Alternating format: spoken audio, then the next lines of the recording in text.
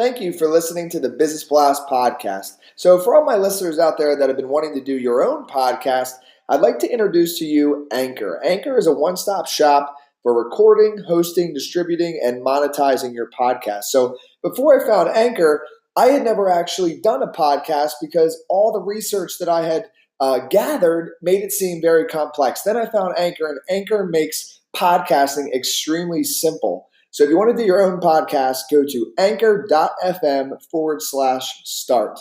I can't wait to hear your podcast. Welcome to the Business Blast podcast. I'm your host, Tyler Wagner. This episode is brought to you by Authors Unite. Authors Unite provides you with all the resources you need to become a successful author. You can learn more about Authors Unite and join the free community at authorsunite.com. Now, let's jump into the episode.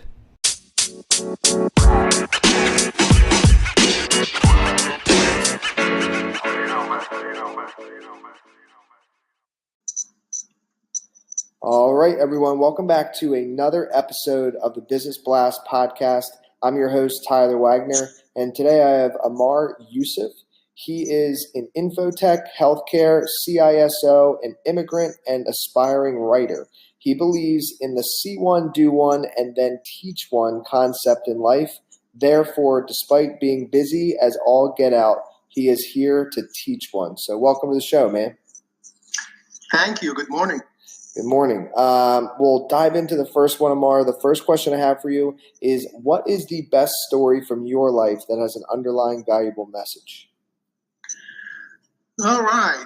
Well, I'm an immigrant, a naturalized U.S. citizen. I was actually born and raised in Iraq.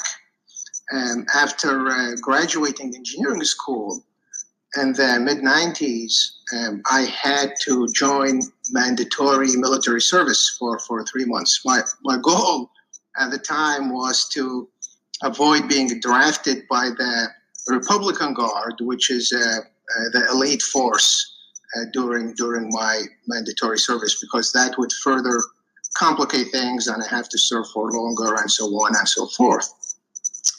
And the Republican Guards knew that most people would try to do that, so their recruitment strategy involved descending unannounced early in the morning on our camp, surrounding the entire thing, and arresting anyone who tries to escape.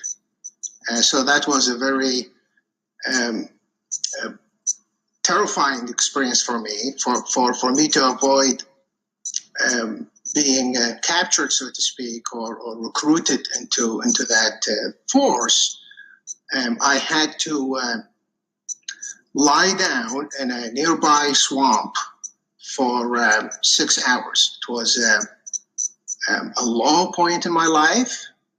And if you had told me at the time that fast forward 25 years, I would be living in Houston, working in information security, be a middle class American, I would have told you that you are crazy.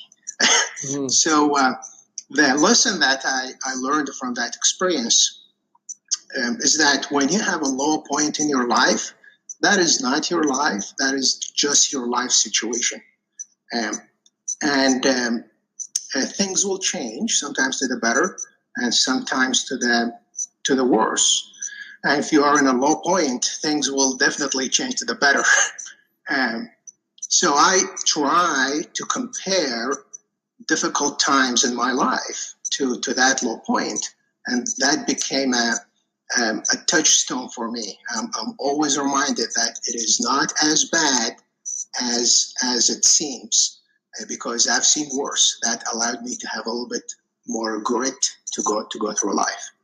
Thank you for sharing that with us, man. The next one I have for you is, what is the most valuable piece of information we should know that's within your expertise or industry? Okay, so I do information technology, information security, and I've danced with technology all my life, and have witnessed the really rapid evolution technology, information technology specifically, or technology in general, but my involvement was in the information technology aspect of it. Information technology is really changing culture. It's changing how we do business. It's changing how we do medicine. It's changing how we establish friendships and even intimate relationships and dating online and things of that sort.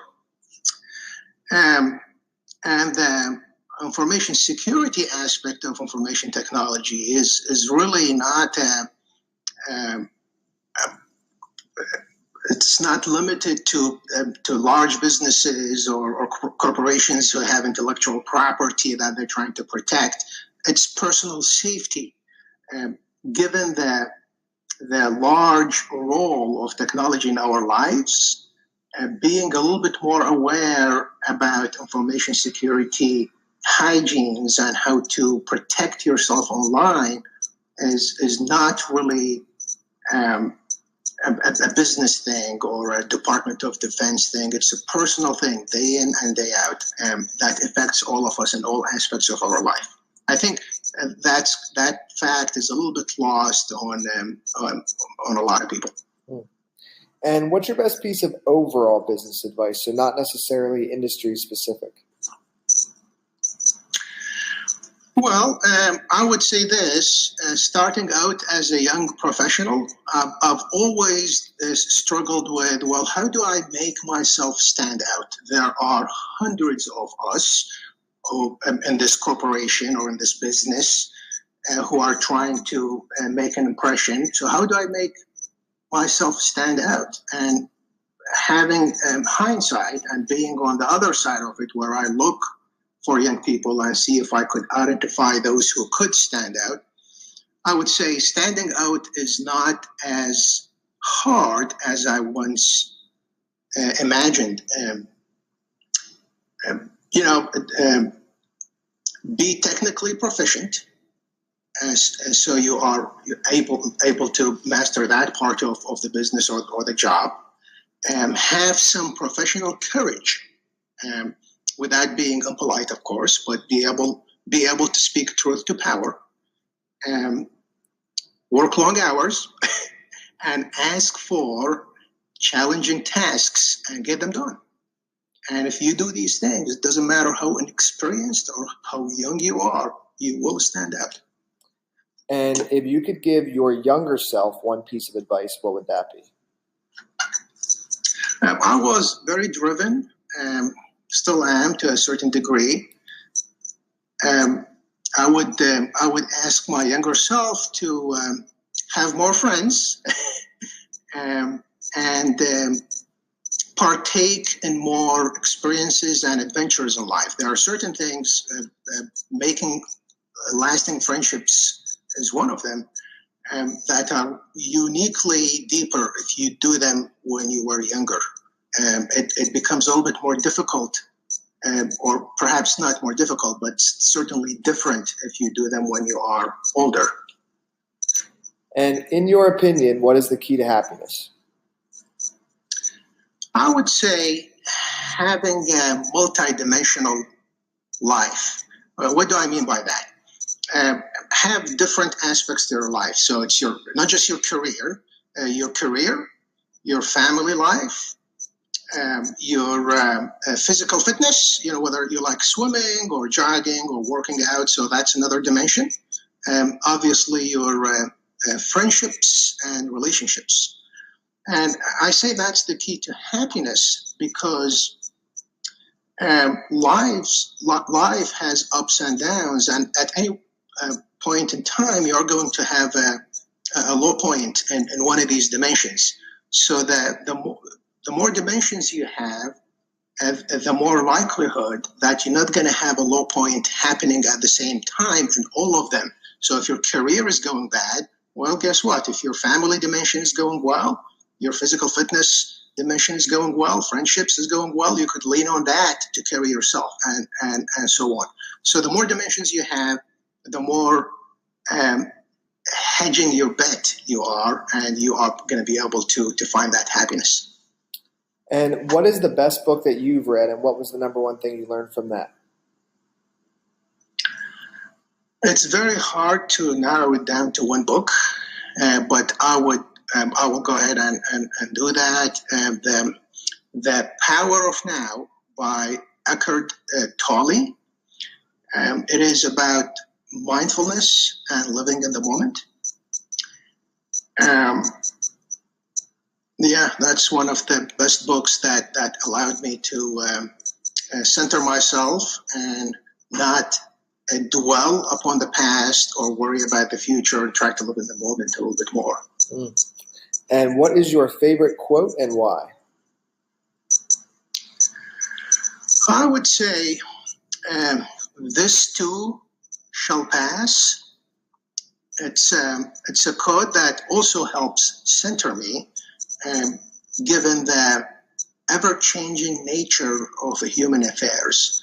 If I am too happy, this too shall pass will remind me that this is not a permanent state. So it helps regulates my emotion.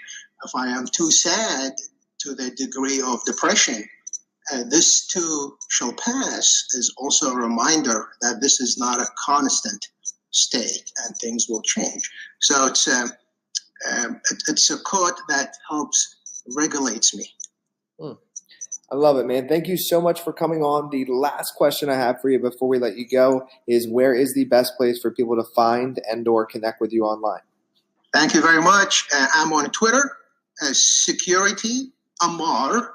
That's AMAR, at Security Amar. Perfect, man. Thank you again for joining us. We really appreciate it. Thank you very much. I appreciate the opportunity.